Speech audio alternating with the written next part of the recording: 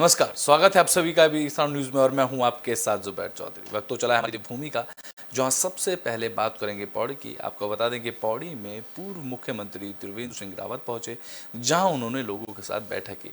इस दौरान उन्होंने कहा कि भर्ती घोटाले में एसटीएफ अच्छा काम कर रही है, तो वहीं इस भर्ती घोटाले को लेकर सीबीआई से जांच कराने की कोई ज़रूरत नहीं है। बता दें कि पौड़ी पहुंचे पूर्व मुख्यमंत्री त्रिवेंद्र सिंह रावत ने अपने dream project Kandolia theme park का निरीक्षण किया। यहाँ की व्यवस्थाओं का उन्होंने जायजा लिया। पूर्व मुख्यमंत्री त्रिवेंद्र सिंह रावत ने कहा कि वे गढ़वाल क्षेत्र के रात्रि प्रवास दौरे पर हैं और उनका यह दौरा गैर राजनीतिक है, जिसे लोकसभा चुनाव से ना जोड़ा जाए।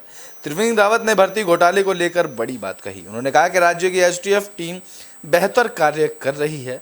कई दोषी अब तक पकड़ में आ चुके हैं। ऐसे में और राज्य की जांच एजेंसी पर जरूरी नहीं जताना चाहिए, इसके लिए सीबीआई जांच की भी जरूरत नहीं है। वहीं त्रिवेंद्र सिंह रावत ने कहा कि उनकी तरफ से सीएम कार्यालय में पौड़ी के लिए जो घोषणाएं हुई हैं उनको पूरा करने के लिए सीएम और उनके विधायक, उन्हें उम्मीद है कि उनके ड्रीम प्रोजेक्ट को लेकर जल्द ही काम पूरे कर लिए जाएंगे।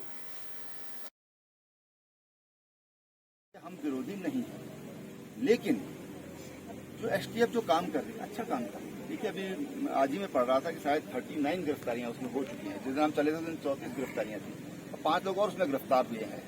तो एसटीएफ अच्छा काम कर रही है। अब आखिर हमारी स्टेट की वो एजेंसी है, उस पर हम अविश्वास क्यों करते हैं? और वही अगर दिल्ली में सीबीआई काम करती है तो हम कहते हैं कि इसको सरकार दुरुपयोग कर रही है, उस पर हम अविश्वास प्रकट करते हैं। तो बुलेटिन में बात अल्मोड़ा की कर लेते हैं, जहां पूर्व विधायक ने यूकेएसएससी भर्ती घोटाले को लेकर बड़ा बयान दिया है। उन्होंने कहा है कि इसकी जांच सही ढंग से होनी चाहिए। प्रदेश में यूकेएसएससी भर्ती घोटाले को लेकर उत्तराखंड क्रांति दल के पूर्व विधायक पुष्पेश त्रिपाठी का बयान सामने आया। उन्होंने सीधे तौर पर कहा कि सरकार घोटाले की जांच तो कर रही है, लेकिन इसमें पूरी पारदर्शिता होनी चाहिए। उन्होंने कहा कि उत्तराखंड में युवा सड़कों पर सीबीआई जांच की मांग कर रहे हैं और सरकार को जल्द से जल्द इस मामले में सीबीआई जांच करानी चाहिए। उन्होंने कहा कि पूरा सचिवालय इसमें लिप्त है। इसमें बड़े बड़े राजनेताओं के साथ साथ प्रदेश के छोटे बड़े नेता भी शामिल हैं। ऐसे में सरकार को इन सभी संपत्तियों की जाँच करनी चाहिए। उत्तराखंड बनने के बाद से ही उत्तराखंड में जितनी भी प्रतियोगी परीक्षाएं आयोजित की गई हैं, जितनी भी भर्तियां हुई हैं, वो कोई भी साफ सुथरे तरीके से नहीं हुई हैं। और अभी वर्तमान स्थितियों में सरकार जांच तो कर रही है, लेकिन जितना बड़ा ये मामला है उसके लिए पूरे उत्तराखंड के लोग, नौजवान, संगठन, राजनीतिक दल ये मांग कर चुके हैं कि इस मामले को सीबीआई को सौंपा जाना चाहिए।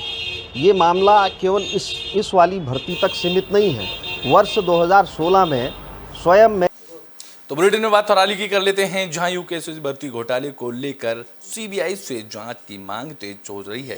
इसको लेकर कई राजनीतिक दलों ने राष्ट्रपति को ज्ञापन भी भेजा है। बता दें कि यूकेएसएससी पेपर लीक घोटाले को लेकर उत्तराखंड की विधानसभा से लेकर सचिवालय तक नियुक्ति में हुई घपलेबाजी पर अब सीबीआई की जांच की मांग को तेज हो गई है।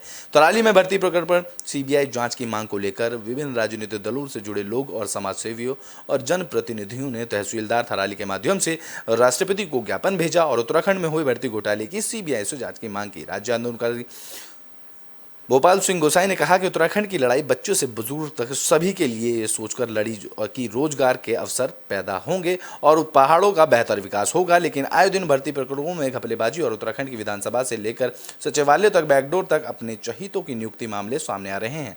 ऐसे में उत्तराखंड का नाम आम जनमानस खुद को ठगा हुआ महसूस कर रहा है।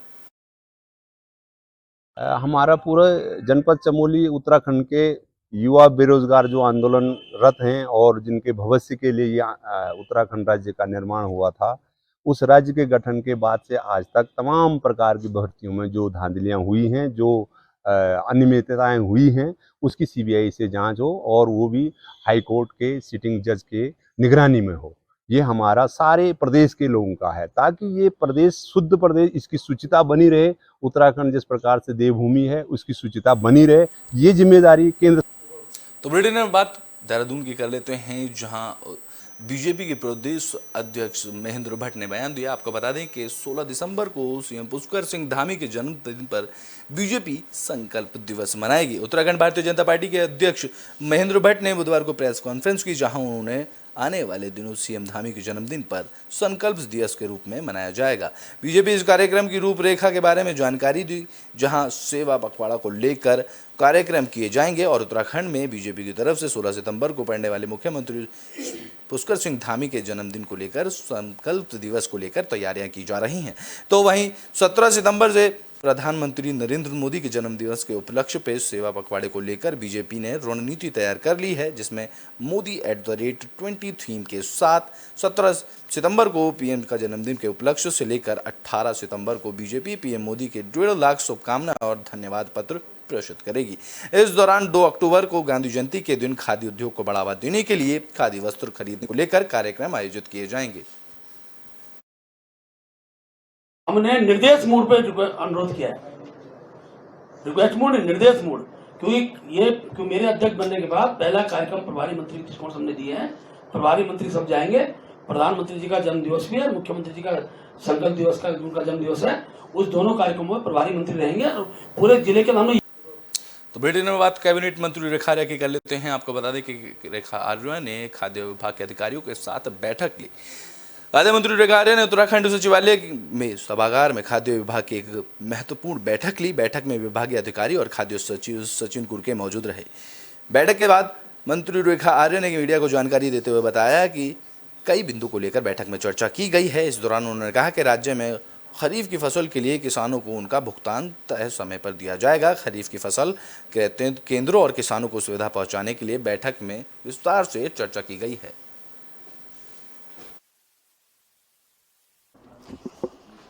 देखिए, आज खाद्य विभाग की बैठक ली है और इस बैठक में हमारे एक विषय जो बहुत ही महत्वपूर्ण था कि अब की बार जो हमारी खरीफ की फसल है उसके क्रय केंद्रों को सुनिश्चित करना, किसानों को सही समय पर भुगतान हो जाना और क्रय केंद्र जो है किसानों के आसपास ही हो, इसकी चिंता करना। इसको लेकर हमारे चारों जनपद जो हमारे उधम सिंह नगर के हैं, खासकर नंबर।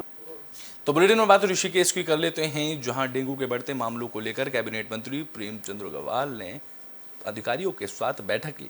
बता दें कि ऋषिकेश में लगातार डेंगू के मरीजों की संख्या में बढ़ोतरी होने पर कैबिनेट मंत्री प्रेमचंद अग्रवाल ने नगर निगम के उच्च अधिकारियों के साथ बैठक ली। इस मौके पर नगर निगम को डेंगू के लार्वा नष्ट करने की धीमी कार्यप्रणाली पर जोरदार फटकार लगाई। साथ ही पूरे नगर निगम के क्षेत्रों में अभियान चलाकर डेंगू के लार्वा को नष्ट करने के लिए कड़े निर्देश भी दिए। तो वहीं नगर आयुक्त राहुल गोयल ने डेंगू की रोकथाम के लिए संबंध में जाकर जानकारी हासिल की, जहाँ नगर आयुक्त राहुल गोयल ने बताया कि प्रथम चरण में 7 जगहों पर अभियान चलाया जा रहा है। इसके अलावा डेंगू की सूचना आने पर टीम को छिड़काव और फंगन के लिए तुरंत भेजा जा रहा है।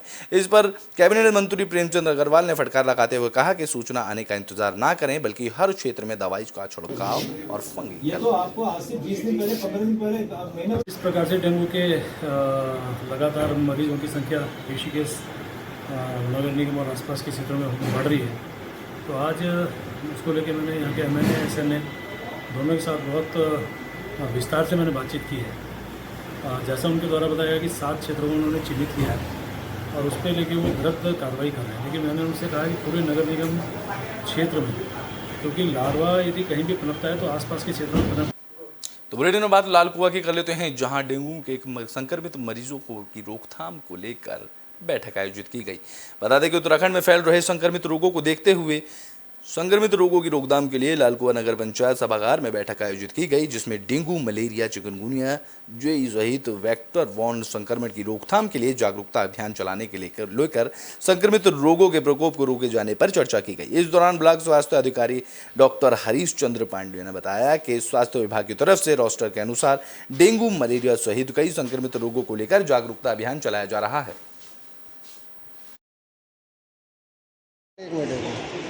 रोस्टर के आधार पर हमारे आशा और हमारे फील्ड कर्मचारी, हमारे सुपरवाइजर्स, हमारी ANMs फील्ड में जाके सर्वे कर रही हैं तथा घर घरों में जाके ज़्यादा से ज़्यादा अवेयरनेस का प्रोग्राम किया जा रहा है। इसके अतिरिक्त हमारे इंडोर स्प्रे एंड फॉगिंग ये वाले कार्य भी किए जा रहे हैं। ठीक है। में कई विभागों के हमारे सरकारी कर्मचारी अधिकारी लोग आए हुए हैं। हरीश पांडे जी जो मेन यहाँ लोका आलू के डॉक्टर साहब हैं, जो उनकी जिम्मेदारी है। तो बुलेटिन में बात देहरादून की कर लेते हैं, जहां बीजेपी के मीडिया प्रभारी ने धामी सरकार की तारीफ की है। उन्होंने बताया कि धामी सरकार युवाओं के लिए लगातार काम कर रही है।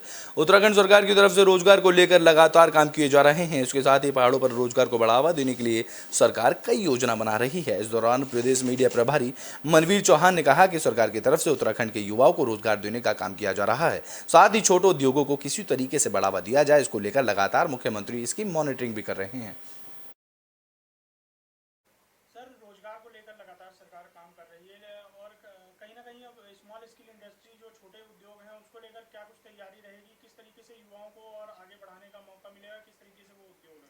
देखिए, हमारे यशस्वी मुख्यमंत्री माननीय पुष्कर सिंह धामी जी ने जब से इस प्रदेश की बागडोर संभाली है, उनका लगातार प्रदेश में निवेश अधिक से अधिक बढ़े और हमारे यहाँ के स्थानीय बेरोजगारों को अधिक से अधिक रोजगार मिले, इस दिशा में कार्य कर रहे हैं। इसके लिए उन्होंने छोटे छोटे उद्यमियों को प्रदेश में। तो बुलेटिन में बात अल्मोड़ा की कर लेते हैं, जहां बीते दिन दुकान में लगी आग को लेकर पुलिस ने इसका खुलासा किया है। बता दें कि अल्मोड़ा जिले के दानिया में पिछले दिनों एक कपड़े की दुकान में आग लगने के मामले का खुलासा करते हुए पुलिस ने एक आरोपी को गिरफ्तार कर लिया है। पुलिस के अनुसार आरोपी ने दुकानदार की तरफ से इससे पहले मारपीट की रंजिश और बदला लेने के लिए इस दुकान में आग लगाई थी। यही नहीं, इस आरोपी ने दुकान को जलाने के लिए करीब एक हफ्ते बाद एक मोटरसाइकिल भी चुरा ली थी। सीसीटीवी और सर्विलांस की मदद से पुलिस ने इन आरोपी को पकड़ने में मदद ली है। अल्मोड़ा के एसएसपी प्रदीप रॉय ने इस मामले में दानिया थाना पुलिस और एसओजी टीम ने सीसीटीवी और सर्विलांस की मदद से दोनों मामलों में साक्ष्य जुटाकर छानबीन की गई। इन दोनों घटनाओं को अंजाम देने के मामले में पुलिस ने डसीला निवासी आरोपी कमल सिंह को गिरफ्तार किया है। बता दें कि इससे पहले आरोपी चंडीगढ़ में मोबाइल चोरी के आरोप में जेल जा चुका है। ये 4 सितंबर को दनिया में एक दुकान में एक व्यक्ति द्वारा आग लगाई गई थी। आग लगी थी और जब उसका सीसीटीवी फुटेज देखा गया तो मालूम चला कि ये किसी व्यक्ति द्वारा लगाई गई है। तो वो उसमें उस व्यक्ति की हम लोग फोटो से उसको आइडेंटिफाई करा रहे थे। इसी बीच 10 तारीख को तो बुलेटिन में बात ऋषिकेश की कर लेते हैं, जहां बच्चा चोरी के शक में 2 महिलाओं को लोगों ने पकड़ लिया, जिसको बाद एक महिला मौके से फरार हो गई तो वहीं दूसरी महिला को पुलिस ने हिरासत में ले लिया। आईडीपीएल चौकी के अंतर्गत आने वाले काले की ढाल स्थित सरगाहर नगर में बच्चा चोरी के शक में लोगों ने 2 महिलाओं को पकड़ लिया। इस दौरान एक महिला लोगों की आंख में धूल झोंककर मौके से फरार हो गई। हंगामा हुआ तो सूचना मिलते ही मौके पर पुलिस पहुंच गई, जहां पुलिस ने एक महिला को हिरासत में लेकर चौकी ले गई। फिलहाल पुलिस आरोपी महिला से पूछताछ कर रही है। पहली नजर में महिला की दिमागी हालत ठीक नहीं लग रही, इसलिए उसे अस्पताल में भर्ती कराए जाने की प्रक्रिया पुलिस ने शुरू कर दी है। रंजीत भैया, क्या हुआ था आपके साथ? मेरे घर में मेरी बेटी थी ना, घर में अकेली।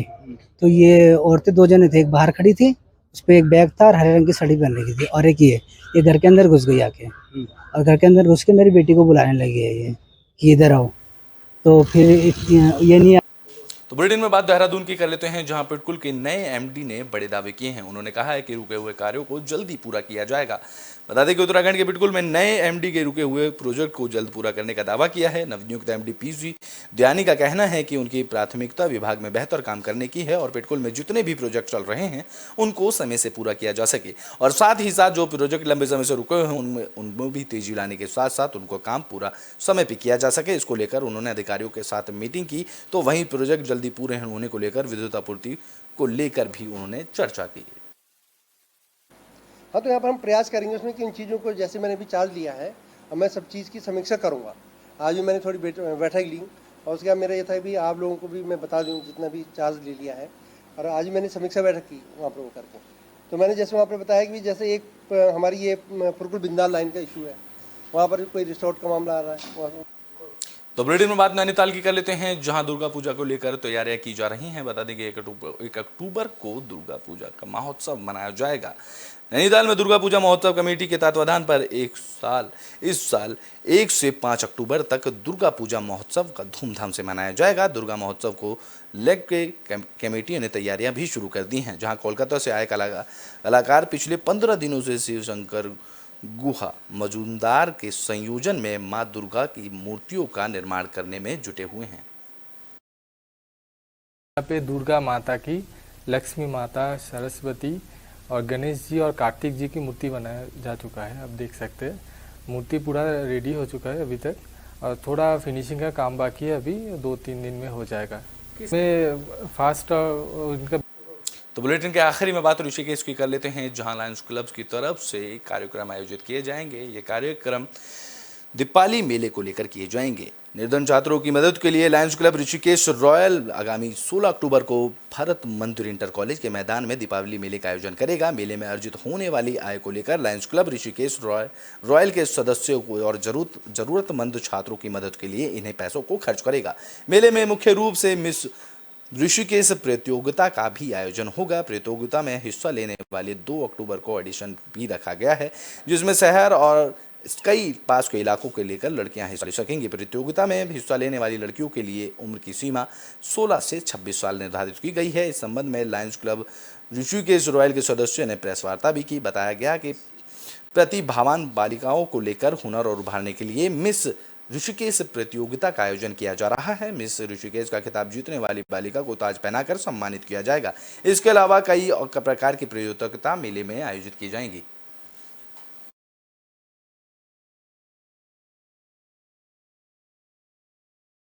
रेफरेंस हमारा रहता है और बहुत सालों से आईएफटी लीड कर रहा है ऋषिकेश में। मेरे ख्याल में यहाँ पे कोई और फैशन इंस्टीट्यूट नहीं है, तो हम तो ये चाहते हैं कि यहाँ के बच्चों को परफॉर्म मिले और यहाँ के जो बच्चे, हमारे यहाँ के मेनली जो बच्चे हैं, जो designing is the best level होती है। और मेरे ख्याल आज तक ऋषिकेश में 50% से अपर, पहले तो मैं 80। तो लायंस क्लब्स की तरफ से आगामी आने वाले दिनों में कई प्रतियोगिता आयोजित की जाएंगी। ऋषिकेश में मिस ऋषिकेश प्रतियोगिता भी आयोजित की जाएगी। हमारी देवभूमि में अभी के लिए बस इतना ही। देश और दुनिया की तमाम खबरों के लिए देखते रहें एबी स्टार न्यूज़।